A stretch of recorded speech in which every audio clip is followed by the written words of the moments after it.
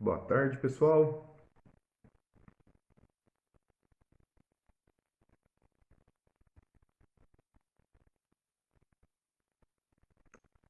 Boa tarde, Lorena.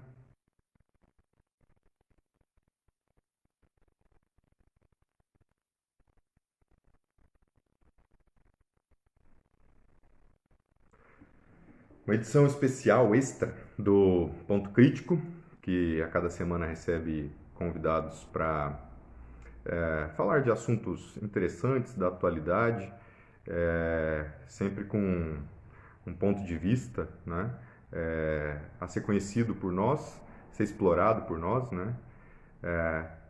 Eu sou filha da Soninha. Muito boa, muito bom. Joel, Soninha, é, Titina, não é? Sejam todos bem-vindos. Portanto, hoje no Ponto Crítico a gente vai ter a oportunidade de conhecer uma... Bom, muita gente aqui já a conhece, né? Outros poderão ter a oportunidade de conhecer uma catalana que tem uma história muito interessante, um trabalho muito interessante com arte, e nós vamos poder explorar um pouquinho. E já vocês devem ter visto no título aí, né? O arroba, arte, underline, até, underline, você. É o perfil no Instagram da Carolina. E ela tem também o blog, que é arteatevocê.com. Plínio, Jean, falei do Joel já, né? é, Luísa, e portanto daqui a pouco a Carol está chegando e a gente vai poder conhecer um pouco do trabalho, da história dela, né? O propósito do Ponto Crítico é exatamente esse, né? Trazer pessoas que inspiram, né? Que realizam um trabalho que vale muito a pena conhecer. Não só a perspectiva do trabalho, mas obviamente da vida, da história, né? Das muitas histórias que as pessoas trazem. Ela já entrou aqui, ó, e eu vou convidá-la para bater um papo com a gente. Pablo, você tá bem? Ó, Carol, vou te...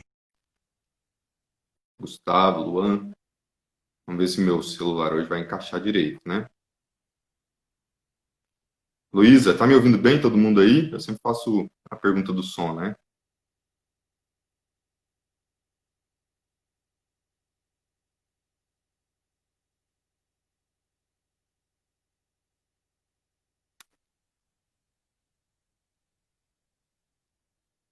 Carol, eu adicionei o Arte Até Você. Você tá no perfil do Arte Até Você ou você tem outro perfil, Carol?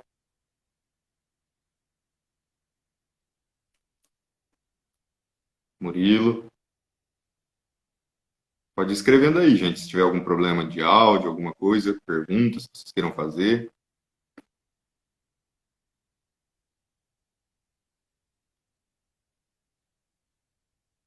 Carol, eu adicionei, Carol, o Arte Até Você não pode participar, então deve ser outro, não é?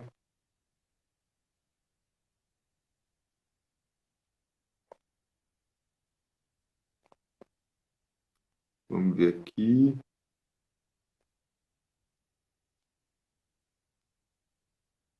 Carol, se você estiver no... Ah, agora Aqui, está. aqui Ah, estou eu.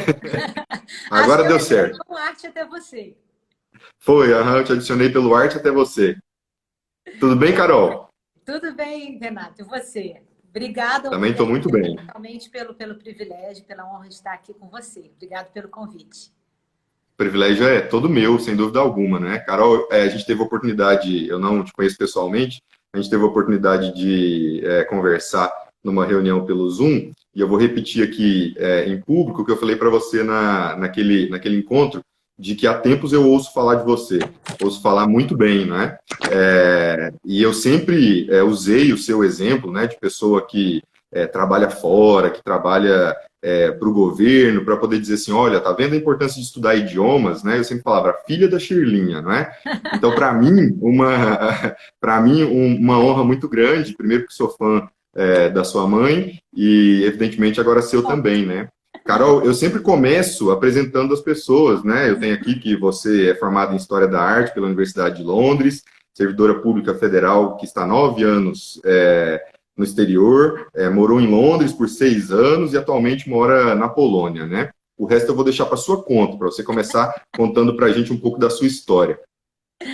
Bom, eu vou começar inicialmente contando que eu sou goiana, nascida e criada em Goiás. Sou natural de Catalão. E, bom, eu fiz faculdade em Brasília, fiz letras tradução na UNB em Brasília. E antes disso, não queria, na verdade, eu queria voltar. Eu queria voltar e dizer que aos 18 anos de idade eu fiz o intercâmbio do Rotary, tive a grande oportunidade. E foi Ah, que nesse legal. momento que quando eu fiz o intercâmbio, que despertou em mim, foi aquela sementinha, despertou em mim aquela vontade de conhecer o mundo, né? E foi ali que começou todo esse processo de querer conhecer o mundo, de querer explorar mais. E, bom, depois disso eu fui E você foi para qual país no seu eu intercâmbio? fui para os Carol, Estados Unidos. Fui para os Estados Carol, Unidos. A Sui está dizendo aqui nos comentários que o seu áudio está um pouquinho baixo. Talvez você aumentar um pouquinho. Vamos ver se está melhor. Está Tá melhor. melhor? Tá melhor. Aham. E você foi para os Estados Unidos na época. Fui para os Estados Unidos, estudei inglês, né? O interesse era estudar inglês. A minha mãe tem uma escola de inglês, tinha uma escola de inglês na época. E estudei inglês, voltei com essa vontade de querer voltar, né, para o mundo, explorar mais o mundo. Fui para Brasília, fiz faculdade de letras, tradução pela UNB. Voltei para Catalão, trabalhei com a minha mãe na escola, dei aulas de inglês, fui coordenadora do curso infantil, passei uns 2, 3 anos lá, mas a minha missão era outra, eu queria realmente voltar para Brasília. E prestei o concurso para oficial de chancelaria e, desde então, sou funcionária do Itamaraty. Trabalhei primeiramente no Itamaraty, depois fui cedida para a presidência da República, né? O Itamaraty tem um escritório, uma assessoria especial dentro do Palácio. Eu trabalhei lá uns 4, 5 anos e de lá eu já fui para Londres. Em Londres eu passei 6 anos. Nesse período eu realizei um grande sonho que era fazer o curso de História da Arte. Uhum. Passei 6 anos em Londres e depois vim para a Polônia. Já estou na Polônia há quase 4 anos, completo agora em agosto. E conta pra a gente vai explorar alguns temas aqui, né? Nós vamos falar ainda da sua formação na história da arte, vai falar do seu projeto, né? O Arte Até Você, vamos falar inclusive de um projeto que você participou de repatriação, tudo isso nós vamos conversar. Mas antes, conta pra gente sobre viver no exterior, né? Para que as pessoas tenham um pouco de noção dessa sua experiência que você teve em Londres, muito tempo, né? 6 anos em Londres e agora na Polônia, né? Até do ponto de vista, assim, digamos, da cultura, talvez algum choque cultural que você teve no primeiro momento, enfim, né? Sim.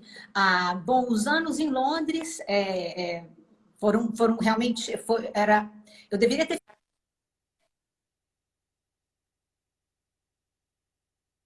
Estava me ligando, acho que ela não se deu conta que a gente está na live. Acho que não deve ser.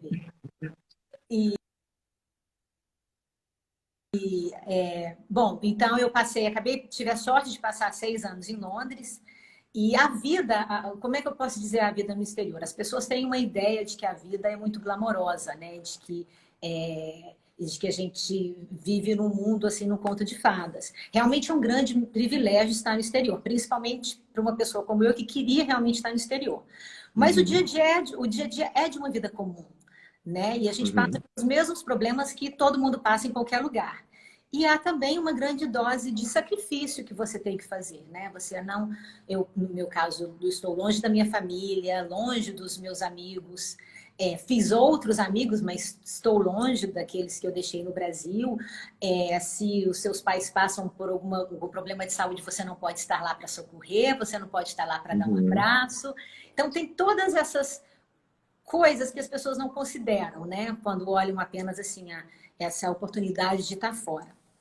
Então, eu sempre digo, é a vida que eu queria. Né? Eu queria Uhum. morar no exterior, acho que vale a pena os sacrifícios que eu fiz para obter as conquistas que eu obtive, realizar os sonhos que eu tinha. Mas é uma vida que tem também o seu lado difícil, né? Mas também o seu Claro. lado de muitas alegrias, né? Ô, Carol, e não só contente com a sua primeira faculdade, né, Letras, Tradução, como você bem disse, você também teve a oportunidade em Londres de realizar um sonho de fazer História da Arte, né? E que tem a ver agora com um projeto que você está desenvolvendo, né? Conta pra gente primeiro dessa decisão, assim, né? Quer dizer, desse gosto. Você já tinha, antes de fazer a primeira faculdade, por isso que você fala de um grande sonho de realizar um dia, e fazê-lo também em Londres, quer dizer, ir à universidade em Londres, né? Conta pra gente dessa sua história. Ah, bom, eu sempre fui apaixonada por arte, desde criança. Eu acho que foi influência do meu pai. Ele sempre apreciou a arte, tinha uma coleção de livros que ele mantinha na parte de baixo da estante dele. E eu me lembro pequena, folheando aquelas páginas, né, e me encantando com tudo, nunca imaginando que eu fosse poder ter a grande oportunidade de ver tantas daquelas obras ao vivo, né? E depois eu continuei com essa vontade, né? E é engraçado, né, que acontecem coisas na vida da gente, situações ou pensamentos que te mostram realmente quais são as suas grandes paixões, né? Eu me lembro, eu estava em Catalão e nós estávamos almoçando, jantando um grupo de amigos. E todo mundo tinha jogado na loteria.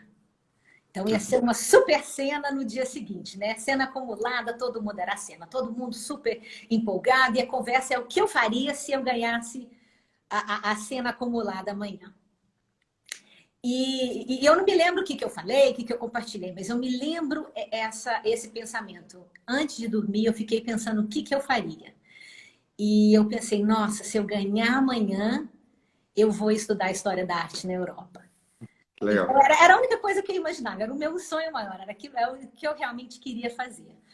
Bom, eu não ganhei na loteria, mas mesmo assim eu realizei um grande sonho, que foi com muito mais sacrifícios e muito mais dificuldade, né, do que se eu tivesse ganhado na loteria, mas eu realizei esse sonho.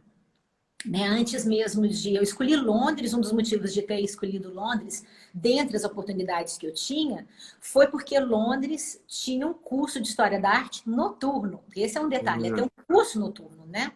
Porque eu fui para Londres para trabalhar. Eu trabalhei na Embaixada do Brasil em Londres por 6 anos. E na sua atribuição, quer dizer, quando te destinaram para o exterior, você teve a oportunidade de opção, você poderia escolher. Eu tinha, na época eu tinha. As regras mudam, tá? Anualmente. Naquela época Aham, a gente ter uma flexibilidade maior. E na época eu tinha oportunidade de ir para lugares, as opções eram bem boas na época para mim. legal. E Uhum, eu escolhi Londres porque eu achei a universidade. Eu achei a Universidade de Londres, eu me inscrevi, eu fiz os testes, as entrevistas, tudo antes de chegar. Quando eu cheguei a Londres, a única coisa que eu tinha que fazer era pagar a matrícula. E dentro de um mês, depois da minha chegada, eu já estava numa sala de aula e realizando meu sonho.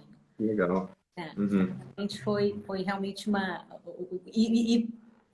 eu deveria ter me formado, eu poderia ter me formado em 4 anos. Não consegui, obviamente, porque eu não estava só estudando, fazendo uma faculdade, eu trabalhava. trabalhava 8 horas por dia, eu tinha uma vida cultural e social e cultural rica, morando em Londres, né? Eu tentei aproveitar tudo que Uhum, eu podia, especialmente do lado cultural. Então, eu acabei me formando em 5 anos. uhum.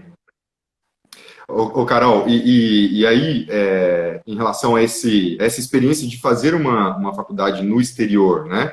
Muita gente aqui tem essa curiosidade, né? Primeiro que eu acho que já é uma grande prestação de serviço quando você fala desse processo de entrada na universidade que você fez anteriormente, até antes de chegar lá, né? A gente, por vezes, faz muitas lives aqui e a gente sempre gosta de dizer, por exemplo, que são muitas não é o seu caso, mas existem muitas bolsas no exterior para muita gente, né? E que é preciso ter, digamos, essa curiosidade de estar antenado, de buscar, de se informar, para que a oportunidade apareça, né? E um nível bom de inglês. Você, então, já Né? está dando propaganda aí para o inglês para sua É escola. Realmente verdade.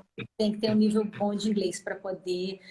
as provas que eu fiz antes de ser aprovada, eles queriam ver realmente se eu tinha capacidade de ler e escrever, de produzir Uhum. material em inglês, né? Que é numa universidade você escreve bastante. né? Ô, Carol, e aí o projeto esse que eu abri a live dizendo, né, que tem no perfil arroba, arte, underline, até, underline você, ou então o blog arteatevocê.com, ele surge dentro da universidade, você lá, ou ele surge depois? Em que momento? Ah, não, ele surge bem depois. Depois que eu me formei em Londres, eu passei mais ainda um ano lá, depois da minha formatura. E eu não sabia, assim, não tinha realmente uma ideia do que eu ia fazer com aquele conhecimento. Eu fiz o curso porque era minha paixão. Muitas pessoas me perguntavam, por que você não faz um mestrado? E eu Uhum. dizia, não, mas eu não quero um diploma. Eu quero aprender, eu quero começar lá no período arcaico, eu quero aprender tudo sobre história da arte. É realmente para nutrir uma vontade, uma necessidade de conhecimento, né? Era realmente uma paixão. Então, eu não sabia realmente depois que eu me formei, de que forma eu ia usar isso. E eu passei mais um ano em Londres, depois eu vim para Varsóvia. E não trabalhei com isso, não pensei nisso mais, continuei lendo muito, estudando, visitando museus, fazendo as coisas que eu sempre gostei. E, na verdade, o projeto Arte Até Você, ele nasceu de... A força propulsora da criação do Arte Até Você foi uma crise pessoal. Na verdade, uma crise amorosa. As histórias, né, da Isso vida. está intimamente ligado com a arte. Também, né? Na Quantos são os verdade, artistas que produziram muito e muito bem por conta de crises amorosas? por conta de crise amorosa, exatamente, exatamente. Então, realmente tá ligado com a arte. Bom, a história foi que em 2017 eu tive uma crise no relacionamento e uma crise e nós nos separamos e eu me dei conta de que a crise, na verdade, não era no relacionamento, não era com ele, a crise era comigo. As perguntas, o vazio que eu sentia era eu mesma. E eu fui atrás de tentar descobrir o que estava faltando, por que eu não estava bem, por que faltava algo, né? E eu passei meses, eu fiz terapia, eu fiz coaching, eu li muito, eu busquei muito, eu queria realmente entender. E nesse período eu me deparei muitas vezes com o termo missão pessoal, projeto de vida, né? E eu não sabia o que era isso, eu não sabia qual era o meu, que muitas vezes não é o seu trabalho, né? Por mais que você goste, às vezes não está ali, porque a gente tem tantas facetas, né? A gente tem tantas habilidades, tantas potencialidades, e às vezes a gente não explora tudo que a gente tem. Uhum. E aí eu fui analisar tudo, depois de um processo muito longo, enfim, eu cheguei à conclusão de que eu tinha duas grandes paixões. Eu adorava dar aula, ensinar, e isso eu sentia quando ensinar tanto numa sala de aula, né? E também de compartilhar conhecimento. Eu me encantava, assim, eu ficava muito empolgada quando amigos vinham me visitar em Londres e eu podia levá-los para os museus, eu podia contar sobre arte, eu podia explicar, compartilhar aquilo que eu aprendi e vê-los, assim, se empolgando, se apaixonando pela arte. Né? Conseguir passar e despertar no outro interesse, despertar no outro também uma paixão. Uhum. Então, era esse lado de ensinar, e a minha outra paixão era arte. Então, era ensinar, compartilhar conhecimento e arte. Bom, descobri isso, mas não consegui unir as duas coisas ainda. Depois, um período, eu imaginei, dar aula de arte, mas como, né? Morando no exterior, como é que eu ia dar aula em português? E não liguei, não estava num momento bom e tal da minha vida ainda. Aí é engraçado que quando a gente quer alguma coisa, né? Você está pensando, você começa a atrair, né? Informações, Uhum. pessoas, você está atento, né? E É. veio me visitar uma amiga que me contou sobre os cursos online que ela estava fazendo. Aí eu compartilhei com ela da minha ideia, ela já falou, você tem que fazer. E foi uma grande incentivadora. Naquele dia eu mudei, falei, nossa, ela veio aqui para me dar A essa luz. a luz. Aí eu comecei a elaborar como é que eu vou fazer, vou dar aula, porque eu posso fazer a aula daqui, né? E as pessoas podem assistir no Brasil, mas eu ainda não tinha exatamente a ideia de como é que eu ia fazer isso. Aí depois, passaram-se meses, e um momento, eu estava um momento difícil, assim, emocionalmente, e o meu pai, ele foi firme comigo. Ele falou, filha, você está sofrendo muito por causa desse relacionamento. Eu entendo a dor, né, a perda e tudo, mas está focando muito na dor porque está faltando coisas na sua vida. Você precisa preencher essa sua vida com outras coisas, né? Não só o trabalho, mas outras atividades, outros interesses, a trabalho voluntário, alguma coisa que Uhum. na qual você possa usar suas outras paixões, as suas outras habilidades e principalmente a sua criatividade.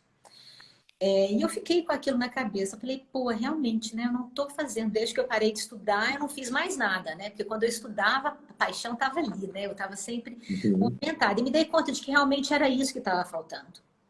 Esse vazio que o fim da universidade deixou. Aí eu comecei a pensar no blog. Mas ainda enrolei um pouquinho. Quando chegou na Páscoa do ano passado, estou contando que agora eu fiz agora um ano do blog. Ficou bem claro que esse relacionamento não tinha uma volta, finalmente acabou ali. E eu fui passar a Páscoa com uma amiga em Amsterdã e voltei, cheguei na segunda-feira, falei, bom, agora eu vou colocar uma outra coisa na minha vida, vou me dedicar a esse projeto e eu vou encher a minha vida de paixão. Outro tipo de paixão. E comecei a trabalhar com blog, querendo do nada, né? Eu não tenho conhecimento nenhum desse mundo virtual assim, e comecei a pesquisar blogs, olhar. Logo eu criei a minha logo, eu sabia como é que eu queria que a minha logomarca fosse. Claro, mandei para um primo meu que fez tudo bonitinho para mim, mas eu sabia como eu queria. Passou um tempo, eu descobri que pintura que eu queria pôr atrás. E comecei a trabalhar, e pesquisei e comprei equipamento, né, não profissional, mas equipamento, microfone, um celular melhor, Uhum. tripé. Tripé. Juntei tudo, pus uma mochila e fui para Paris. Escolhi Paris, eu acho que porque também Paris inspira. Paris é arte, né? E também é mais Emblemático. uma desculpa para você poder ir para mais um museu.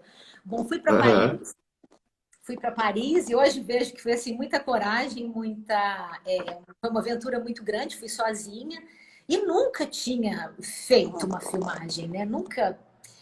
E aí eu cheguei lá no Louvre, pus o meu tripé, pus o celular, fiquei diante da câmera. E aí ai, que vergonha! Que vergonha de falar com as pessoas passando, né? E daí eu fiquei meio congelada, assim, né? Aí caiu a ficha, né? Nossa, meu Deus, eu não tenho experiência nenhuma. Eu fui escolher exatamente estar aqui, né? No meio de todo mundo. E, bom, você pode imaginar que eu demorei horas para gravar meus vídeos, porque as pessoas passavam, tiravam foto de você, filmavam, conversavam, e a cada vez que isso acontecia, eu tinha que parar o vídeo, recomeçar e tudo. Bom, fiz os meus vídeos, fiquei 4 dias em Paris, voltei com todo aquele material, participei de exposições e tudo. Foram dias muito, muito enriquecedores para mim em termos de experiência, né? E de afirmação, de sentir-me bem, de sentir-me dona de mim, Uhum. de que eu dou conta de fazer, eu tô sozinha, mas olha, a vida está seguindo, né? Eu estou realizando algo que é importante para mim. Foram dias ótimos. Aí voltei com todo aquele material, reuni todo o material, preparei, mandei para uma pessoa que ia editá-lo para mim. Aí a pessoa, anunciei que eu ia lançar, ia publicar os meus primeiros vídeos na data tal. E a pessoa que ia publicar meus vídeos, editar meus vídeos, simplesmente falou: não, não posso editar, não, porque a limitação da língua vai me impedir de fazer um bom trabalho. Ah, Eu fiquei apavorada, porque eu não entendia nada de edição, nem sabia por aham. onde começar, né? Nesse dia eu fui para um piquenique, aniversário de uma amiga, e lá eu encontrei com o marido dela, que tem um blog e que edita os vídeos dele. E ele falou: não, Ah, eu que vou te legal. ensinar e você vai editar seus próprios vídeos. E aí ele veio, ficou umas 3 horas, me ajudou a editar alguns vídeos. Ele foi embora e eu passei a noite inteira editando. E me apaixonei pela edição. E você vai entender o que eu vou falar, porque você é professor. Eu cheguei à conclusão, ao editar, que a edição tinha que ser feita por mim mesma. Porque é Uhum. como dar aula, Renato. Sabe? Quando você tem que apresentar esse material. Mas a aula não é só você chegar e jogar. É você pensar. O Não. professor tem que pensar como é que eu vou passar esse material, de que forma que eu posso facilitar para o aluno entender, né?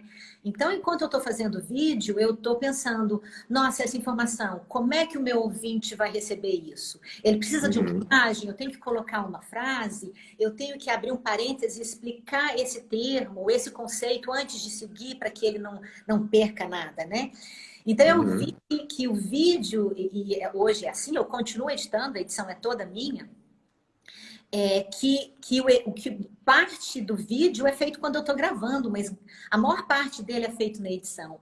É quando eu posso enriquecê-lo, é quando ele vai se transformando, né? E faz parte de um processo criativo. Né? É como eu estou criando algo, né? Eu estou costurando ali as histórias, né? Eu escolho uma narrativa para o vídeo, eu vou escolhendo os vídeos e vou construindo, né?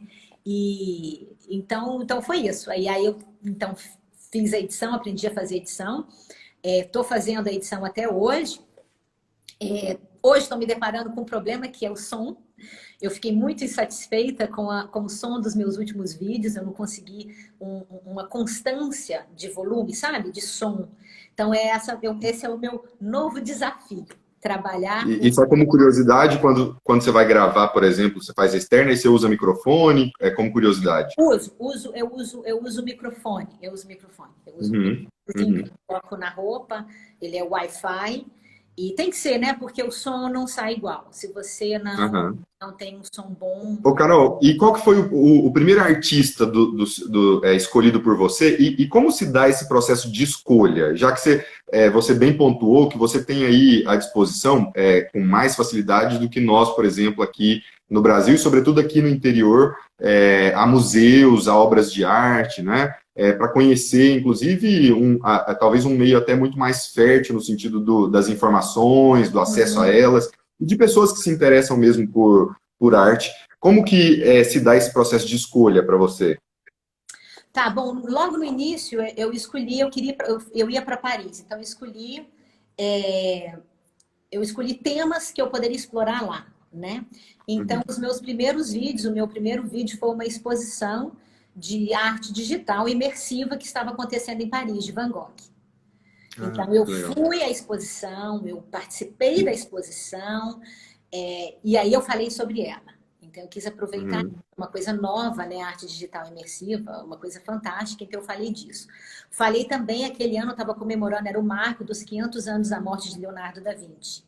Então, eu queria anunciar essa exposição, falar do Louvre, como é que ele ia conceber essa exposição e tudo. E depois contei também uma história que foi o roubo da Mona Lisa. Já que eu estava lá, eu contei um fato interessante sobre o roubo da Mona Lisa.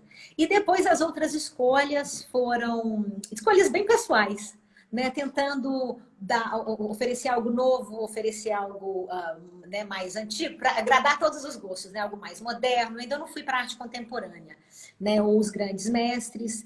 A minha última escolha, eu escolhi Frida. E eu escolhi Frida... Muito boa escolha. Frida é uma história de superação. E nesse período da pandemia, eu achei que cabia falar de alguém que realmente superou todas as suas dificuldades, todas as suas limitações. E é um exemplo, né? As pessoas reclamando, não posso sair de casa, eu não posso isso, aquilo. Quando você olha para a vida de outras pessoas que conseguiram fazer muito de suas vidas, apesar das suas limitações, das suas dores, da sua condição, eu acho que a gente acaba aceitando a nossa situação um pouco mais. Então, Frida foi escolhido por causa disso. E uma forma também de levar beleza e arte para as pessoas durante esse período, né?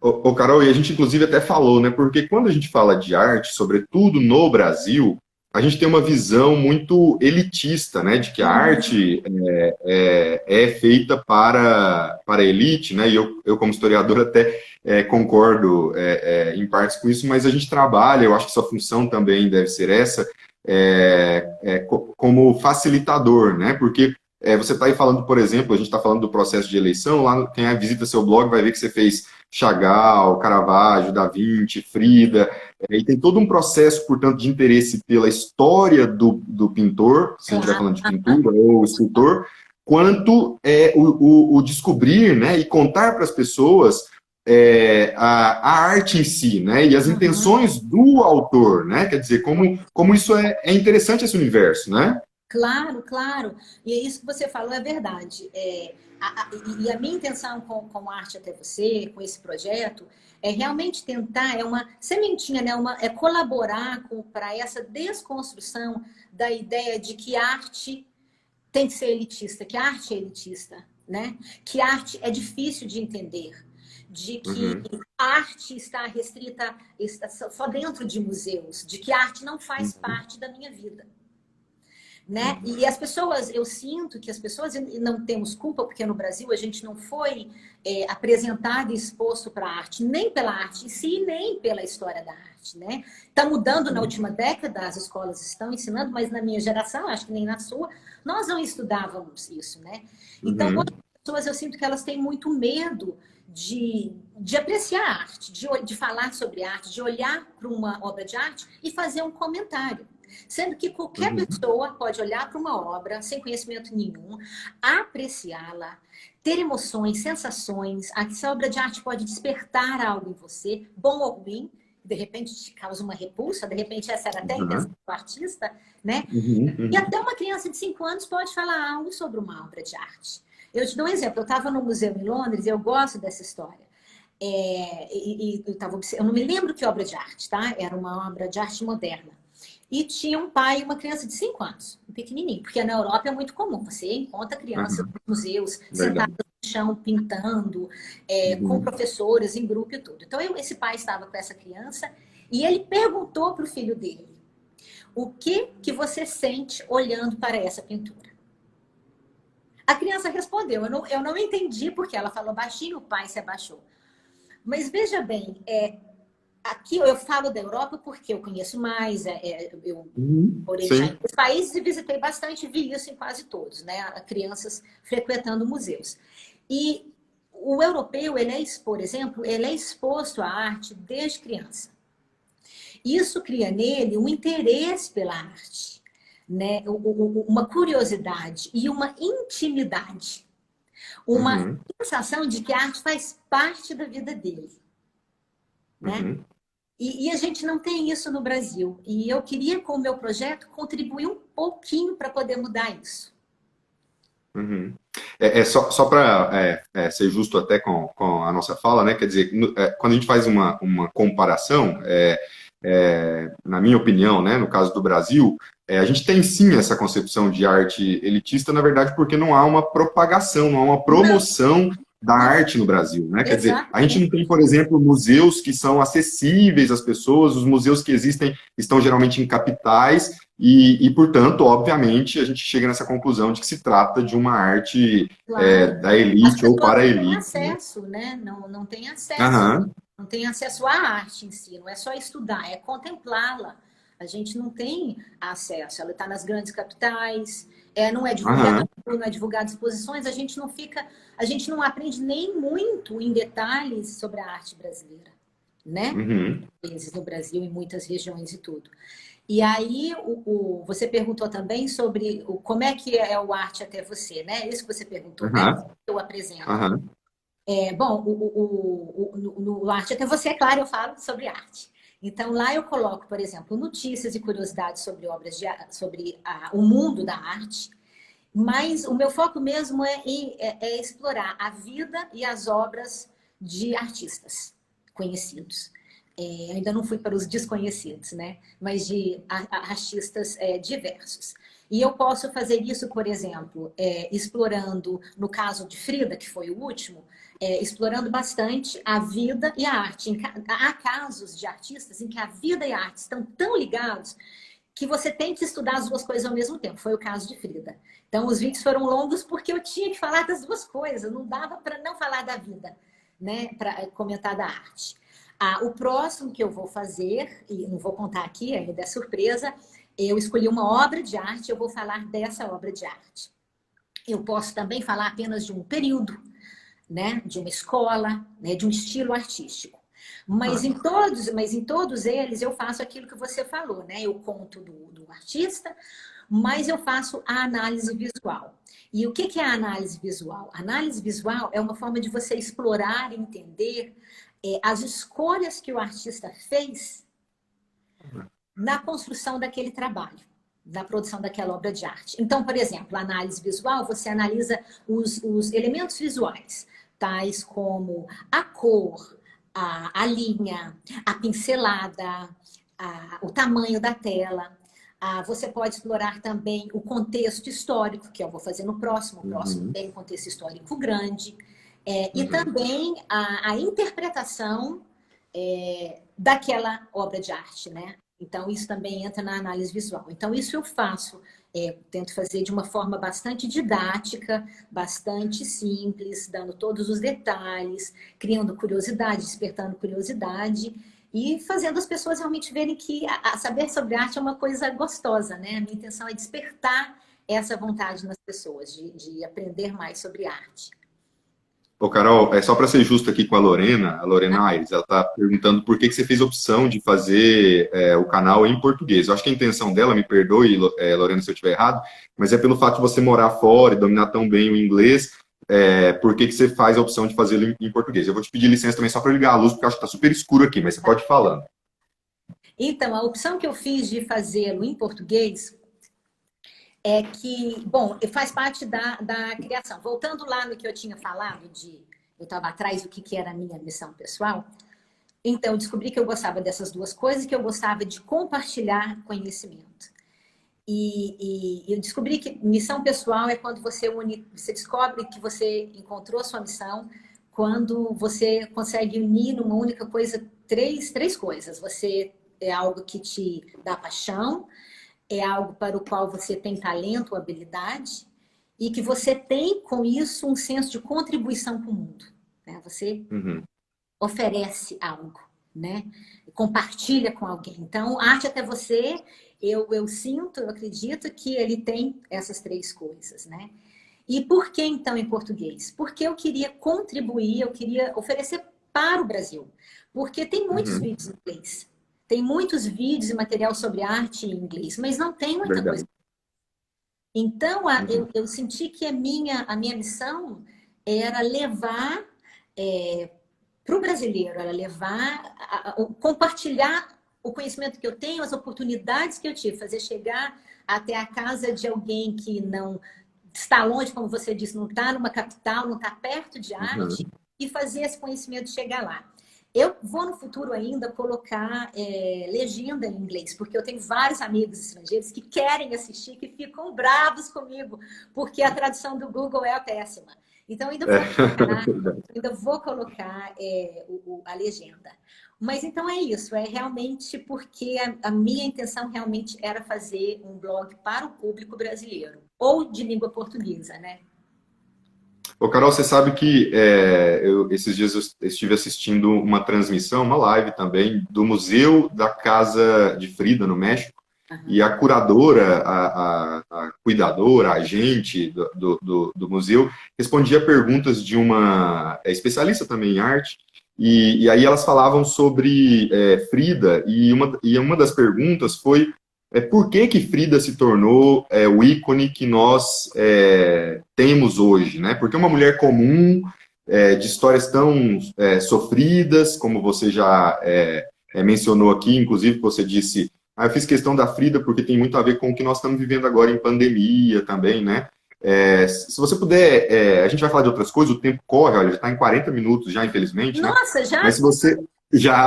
mas se você puder falar um pouquinho sobre isso, dessa sua visão, porque você se aproximou para produzir, você se aproximou, certamente já conhecia Frida, mas se aproximou ainda mais dela, né? E eu tenho uma grande admiração por Frida, como professor de espanhol que sou, entusiasta da língua espanhola e do México.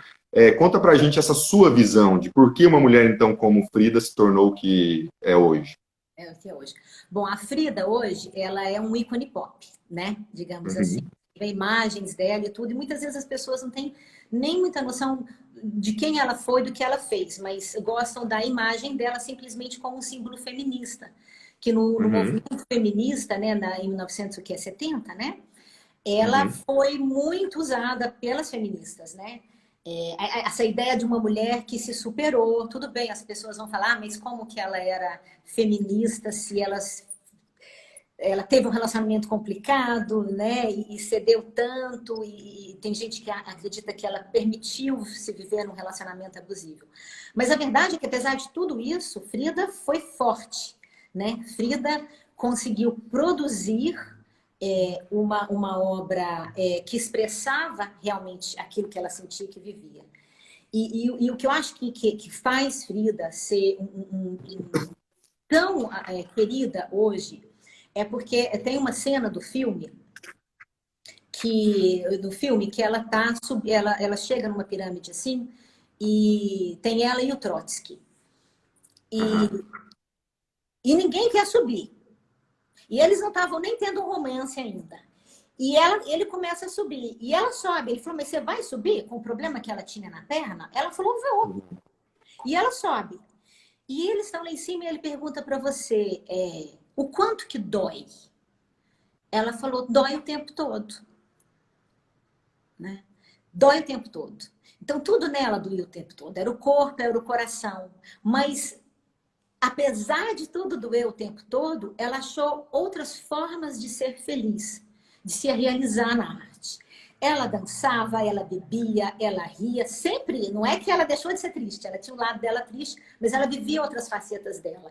E eu acho que isso é muito inspirador, porque muitas vezes a gente tem, eu vivi isso recentemente, você tem algo que te entristece e você deixa aquilo ser seu mundo e você só vive aquilo. E eu acho que ela viveu outras coisas. Então, ela acabou sendo, serviu de inspiração para as outras pessoas. Essa forma dela de superação, né? De conseguir fazer algo da vida dela, de seguir em frente apesar de tudo. E através da arte. Então, ela deixou um legado grande. Se ela não tivesse pintado, eu até estava falando há pouco tempo, se Frida tivesse... Aí as pessoas falam, né? Ah, mas ela casou com o Diego, ele foi isso, fez aquilo. Se a Frida Kahlo tivesse casado com aquele namorado dela, todo certinho, lá no início do relacionamento, Frida não teria sido Frida. Porque esse relacionamento, esse homem também despertou nela esse lado artístico. Então, Frida também é um produto de tudo que ela viveu. A arte dela também era um produto. É difícil um pouco separar as duas coisas, né? Então, ela foi criando um produto, foi criando uma marca, ela foi criando a Frida, né? E, bom, não sei se eu respondi a sua pergunta, mas Demais, demais. é assim que eu percebo por que Frida nos toca e a sua obra nos toca até hoje. E o que você falou, né? Desses 4 meses de quarentena, eu fiquei trabalhando com Frida, porque eu fiz uns vídeos muito longos, e eu, então, usei todo o meu tempo de ter que ficar dentro de casa, estava fazendo home office, e depois não podia sair, né? Então, eu usei todo o meu tempo, não podia ir para academia, não podia ter vida social, não podia viajar, para trabalhar com Frida. Então, realmente, eu fiquei muito imersa nela. E fui aprender muita coisa dela que eu não sabia. E isso de aprender, e aí voltando sobre arte, né? O que eu falei antes, você não precisa saber sobre a arte para poder apreciá-la. Você pode simplesmente olhar para um quadro e você vai tirar muito dele. Mas quando você conhece algo mais do quadro, você começa a ter uma conexão maior com a pintura, conexão maior com o artista. E isso é gostoso, isso vai te enriquecendo. E uma das coisas que eu adoro, por exemplo, é ir ao museu. Eu adoro conhecer e conhecer coisas novas. Chegar lá e conhecer, descobrir coisas novas. Mas eu adoro também a expectativa de ver uma coisa que eu estudei. Que você aprendeu, que você sabe, você tá louco para ver aquela tela ao vivo. A emoção é muito grande. E com arte até você, eu queria também isso, queria dar para as pessoas esse conhecimento, para que quando elas fossem viajar, elas não tivessem preguiça de ir para o museu, porque lá tem aquela obra de arte que ele acha fantástico e que ele quer explorar. Ou as obras daquele artista pelos quais ele se apaixonou. E eu não estou falando isso que vai ser tudo no arte até você, mas há várias fontes, né, de muito material sobre arte. Mas essa é uma das coisas que eu queria, que ajudar as pessoas a terem, a despertar essa curiosidade, criar essa expectativa de se ver, de repente, diante de uma obra de arte, que é uma das coisas que eu adoro. Né? E claro que o Arte Até Você também não está focado em ensinar as pessoas sobre arte para que elas possam viajar e ver arte. Ela também é para as pessoas que não têm expectativa de viajar, mas eu quero fazer a arte chegar até elas e fazer com o que eu digo no meu blog, que é eu quero fazer com que as pessoas se apaixonem pela arte. É essa o Muito objetivo legal. do Arte Até Você. Muito legal. Eu gosto muito dessa ideia da arte que produz novas formas de ver e pensar a vida. Exatamente. Ouvindo você falar, né, confirma exatamente essa visão da pluralidade, inclusive, né, quando você fala, nossa, é belo, não, é feio. E o quanto isso, por exemplo, para o artista, que pode transformar exatamente, para ele, o feio pode ser belo, né? Então, assim, Uhum. é de uma maravilha muito grande, né? Parabéns pelo projeto, né? Muito, muito, Muito muito obrigada, legal. muito É obrigada. muito... Para quem não conhece, convido, venha conhecer o meu canal, Arte Até Você. Eu fiz esse blog realmente com muito carinho. Eu lembro que quando eu comecei, uma amiga falou, não, faz logo, apresenta, depois você vai melhorando. E eu falei, não, eu não quero. Eu tenho a ideia de como eu quero esse blog. E eu, por exemplo, eu adoro receber. Adoro receber pessoas na minha casa. E gosto que as pessoas cheguem na minha casa e sintam que eu as estava esperando. Né? Que eu pensei nelas, em cada detalhe. E quem já foi recebido por mim sabe que eu sou realmente assim. E eu queria que o meu blog fosse a mesma coisa. Eu queria que a pessoa, quando... E espero ter alcançado isso, né? Eu quero que a pessoa, quando ela vá ao meu blog, ela sinta que eu pensei nos detalhes, que eu considerei a forma como vai ser o aprendizado dela, que eu tentei fazer algo bonito, né? Eu tentei... O blog é muito a minha cara. Então, eu espero que vocês gostem. Visitem, eu assino embaixo. Visitem. Aliás, até também no meu perfil eu coloquei lá para vocês visitarem. É muito fácil, né? Arroba, no caso do Instagram, arroba, arte, underline, até, underline, você, né? É super simples. E tem também o blog no site mesmo, arteatevocê.com, Tem certo? blog com textos, com imagens e tudo. O Instagram, o Uhum. Facebook, eu vou complementando com materiais extras, então, sempre enriquecendo com mais coisas, né? Há sempre tanto que mostrar e explorar em arte. Carol, a gente vai mudar de assunto, né? Para a gente Eu poder. A sei, gente a está gente caminhando tem para o um final. pouquinho tempo. A gente tem tempo porque o Instagram derruba a gente, infelizmente, né? Mas antes, na verdade, porque a gente vai falar de outro tema, a gente não vai falar de arte, a gente vai falar de outro tema. Eu só queria, na verdade, te contar uma coisa, que eu mandei um áudio para sua mãe, e aí eu falei para ela assim, me conta alguma coisa da Carol para eu usar na entrevista e tal, né? E aí ela me contou uma coisa, né? Ela colocou assim, um dia, numa conversa com ela me falou uma coisa que tocou muito ela, né? Que ela falou da questão dos valores, né? Quer dizer, ela vai fazendo uma reflexão sobre papel de mãe, papel de pai, né? E ela disse que você disse assim, olha, mãe, eu lembro do meu pai, eu lembro que ele dizia, né? Que o arremate que precisamos dar em tudo, nosso toque final.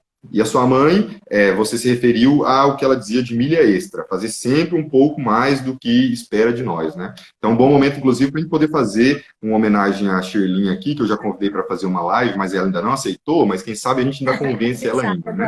agora? Shirley é um patrimônio da cidade, ela sabe a admiração que eu tenho por ela, né?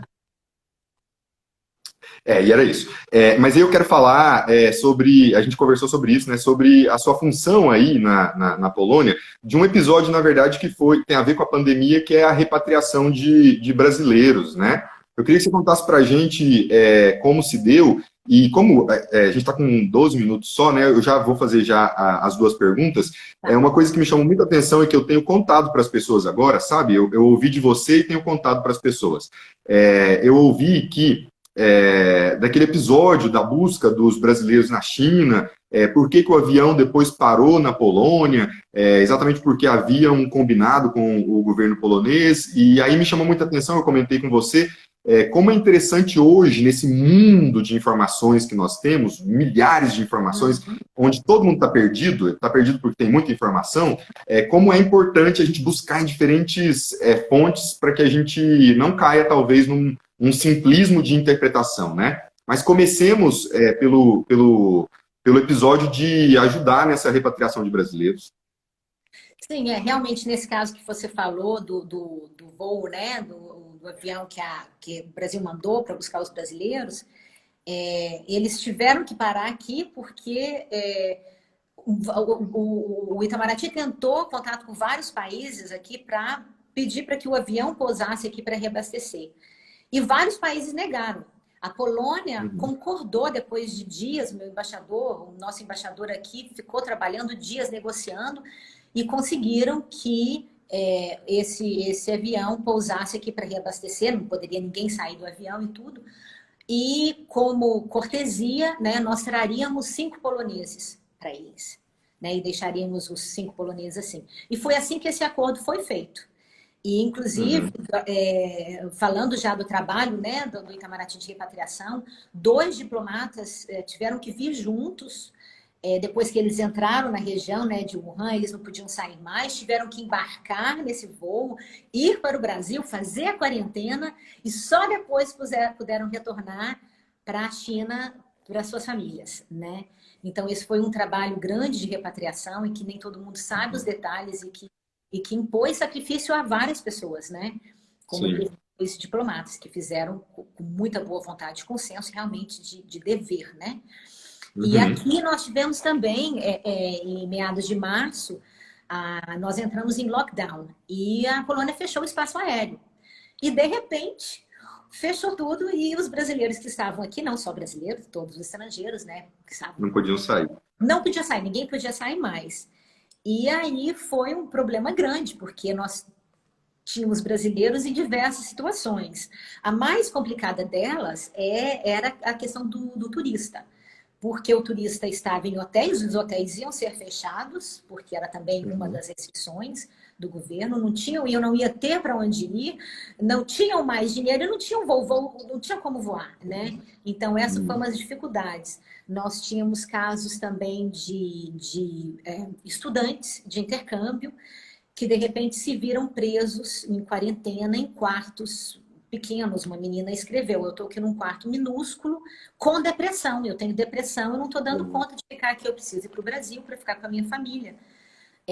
Outras pessoas que ficaram além do tempo que estavam prevendo e não tinham mais remédios, né? Remédios de prescrição, e aqui você não compra facilmente, então a gente tinha que ajudá-los a obter essas prescrições e esses remédios. Outro caso que eu cuidei, esses casos foram, eu cuidei mais desses casos, né? Ficou para mim, foi a questão dos jogadores de futebol. Nós temos vários jogadores de futebol que vêm bem jovens, né? De 15 a 23 anos, nós tivemos casos assim, e que vieram para jogar no início do ano, mas com a pandemia, os campeonatos foram cancelados e os clubes não assinaram contratos com eles. Uhum. Então, de repente, eles se viram sem contrato, sem salário, os clubes mantinham alimentação e alojamento, mas assim, nem todos estavam numa situação muito boa. E nós tivemos que ajudá-los realmente a voltar. Inicialmente, nós fizemos uma repatriação de 32 brasileiros num voo de uma companhia aérea polonesa, porque a Polônia mandou voos para vários países para buscar poloneses. Então, polonês. Polonês que quisesse voltar para a Polônia, o governo polonês estava buscando esses voos da LOT, a empresa polonesa. E ao ir a esses países, ela dava carona aos nacionais Uhum. daquele país, né? Ou casados com nacionais, né? Há várias, várias Situações. situações. Né? E no caso do Brasil foi isso. Então, eles deram carona paga, tá? As pessoas tiveram que comprar suas passagens, mas foi um trabalho da embaixada, nós tivemos que entrar, passamos um final de semana inteiro, assim, sábado, domingo, até 10 da noite, ligando para cada pessoa, viabilizando como é que ela ia poder comprar essa passagem, e aquele problema com o telefone, o WhatsApp não funciona, quer dizer, só funciona o WhatsApp, a empresa aérea não trabalha com o WhatsApp. Então a gente teve que realmente cuidar de cada caso, de cada brasileiro. Que aí é onde entra, que é por isso que minha mãe fala, a situação que eu devo ter falado, de você cuidar e fazer a milha extra, que é Uhum. ajudar. Que há uma parte do trabalho, né, Renata, em tudo. A gente faz aquilo que a gente tem que fazer, que é a nossa obrigação, e você faz bem e cumpre aquele seu dever. E há aquela outra oportunidade de você fazer um pouco mais, fazer além. E nós fizemos isso. E eu fico feliz de fazer, não foram só eu e meus colegas aqui, vários colegas de embaixadas, vários fizeram realmente essa milha extra para Uhum. poder ajudar os brasileiros a voltarem para casa. Milha extra que é o diferencial do profissional, né? Que é a parte do É o altruísmo, da diferencial, bondade né? mesmo, né? Você estava falando do arremate, as pessoas às vezes não entendem arremate. Meu pai costumava falar desse arremate, e a minha mãe, ela contava pra gente, assim, criou aquela imagem, né? Para facilitar para crianças, né? Então ela falava que não adiantava você fazer um vestido com o melhor tecido se você não faz uma boa barra. O vestido não vai Uhum. ficar bom. Então você tem que fazer tudo até o final e fazer bem. E às vezes, né? Então, isso é o fazer bem. Aí minha mãe falava, não, além do fazer bem do arremate, você tem que fazer um pouco além, que é a milha extra. Então, acho que por isso ela falou isso com relação, eu acho, à repatriação e ao nosso trabalho. É, excelente exemplo, excelente história. Carol, e só para a gente se situar, como que está a situação hoje aí de pandemia, assim, em relação a brasileiros, estrangeiros, vocês continuam fazendo esse trabalho ou já não mais? Não, o espaço aéreo abriu no mês passado e alguns Uhum, voos ainda foram cancelados. Então, vários brasileiros, apesar de terem voos, os voos foram cancelados. E ainda estão voltando, né? É, uhum, aqueles que estavam presos aqui, só para esclarecer, os que a gente não conseguiu mandar naquele voo da LOT, nós estávamos, porque a fronteira em alguns lugares, a fronteira com a Alemanha estava aberta, com um certo uhum, controle, mas os brasileiros, né, ou qualquer outro estrangeiro, podia entrar na Alemanha se fosse em trânsito, quer dizer, uhum. diretamente para embarcar no aeroporto. E isso é uma ajuda também que a embaixada tem que dar. A gente tem que fazer uma carta, eles têm que ir com o nosso apoio, né? Para Ah, poder tá. embarcar lá e não ter que cumprir quarentena e ficar preso na Alemanha. Então, vários brasileiros Uhum, foram assim. Esse mês, alguns ainda foram, porque estavam desesperados depois de meses presos aqui, né? As situações diversas. Algumas famílias, os maridos, ou esposas, no caso eram maridos, estou falando machismo, é porque os casos que eu sei eram dois homens que perderam seus aham. empregos aqui depois de um mês, quer dizer, não estão recebendo e estão tendo que manter aluguel, tudo, alimentação para uma família inteira, né? Então as situações eram bem complicadas. Aham. Carol, muito bom bate-papo, né? Ficaria mais tempo aqui, mas como eu te disse, daqui a pouquinho, 4 minutos ainda para a gente 4 minutos. explorar. Aham. Eu queria, na verdade, que você ficasse aberto para você fazer as considerações que você achar necessárias.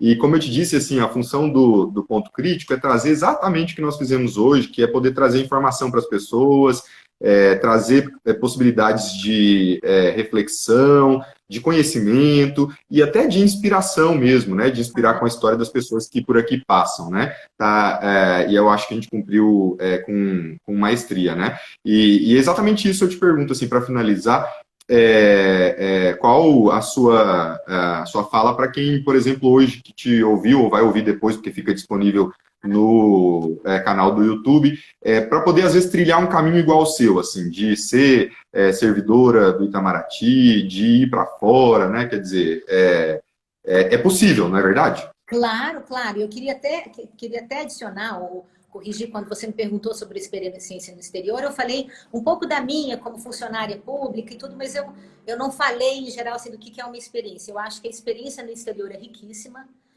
Eu incentivo todo mundo a tentar um curso fora, a viver, porque quando você vai para fora, os seus horizontes se expandem, você se depara com outras formas de pensar, com outras culturas, até aquilo que te choca te faz pensar, por que que te choca, Uhum, né? uhum, Tá certo, tá uhum. errado?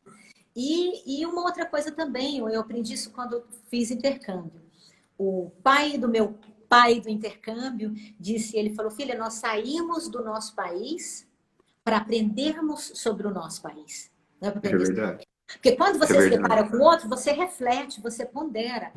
E você, a oportunidade, estando no exterior, você começa a absorver, não tem errado ou feio de cada cultura.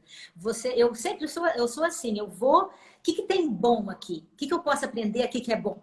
Eu aprendo o que é bom, não me importo com o que é ruim. E absorvo aquilo para mim. Se é uma prática, uma maneira de ser, um gesto, eu absorvo. Eu vou para outro país, o que tem aqui que eu acho que é legal? Que vai me enriquecer. Esse é o jeito que eles fazem isso, que eles tratam assim. Isso é legal. Aí você vai absorvendo. Então, isso é rico. Agora, para encerrar, eu queria dizer que para as pessoas que nunca é tarde para você ir atrás dos seus sonhos. e que a gente tem um potencial enorme e várias potencialidades dentro da gente, que às vezes são as adversidades que despertam essas potencialidades. E foi no meu caso, e se você está passando por uma adversidade, olhe para as suas potencialidades, vai descobrir dentro de você qual é a sua missão, o que você pode fazer para ficar bem. De repente é um momento de Muito você bom. descobrir. Muito bom. Carol, muito obrigado, já está caindo. Muito Caiu. obrigado, um prazer enorme, Eu que viu? te Um agradeço. abraço.